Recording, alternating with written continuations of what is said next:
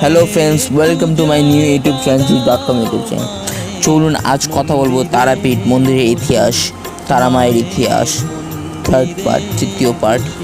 ভালো লাগলে লাইক করবেন, কমেন্ট করবেন ও সাবস্ক্রাইব করতে ভুলবেন না, এবং খুব শেয়ার করুন। তারাপীঠ মন্দিরের উৎস ও তীর্থ মাহাত্ম্য সম্পর্কে একাধিক কিংবদন্তি লোকমুখে প্রচারিত হয়ে থাকে। এগুলির মধ্যে একটি গুরুত্বপূর্ণ কিংবদন্তি হলো শক্তিপীঠ। ধারণাটির সঙ্গে যুক্ত পৌরাণিক কাহিনীটি। শিবের স্ত্রী সতী তার পিতা দক্ষের শিবহীন যজ্ঞ সম্পাদনার ঘটনায় অপমানিত বোধ করেন। স্বামী নিন্দা সহ্য না করতে পেরে তিনি যজ্ঞস্থলে আত্মহত্যা দেন। এই ঘটনায় শিব ক্রুদ্ধ হয়ে সতীর দেহ কাঁধে নিয়ে প্রলয় নৃত্য শুরু করেন। তখন বিষ্ণু শিবের ক্রোধ শান্ত করতে সুদর্শন চক্র দ্বারা সতীর দেহ খণ্ড বিখণ্ড করে দেন। সতীর দেহ 51টি খণ্ডে ছিন্ন হয়ে পৃথিবীর নানা জায়গায় পতিত হয়। পরের পার্ট আসছে।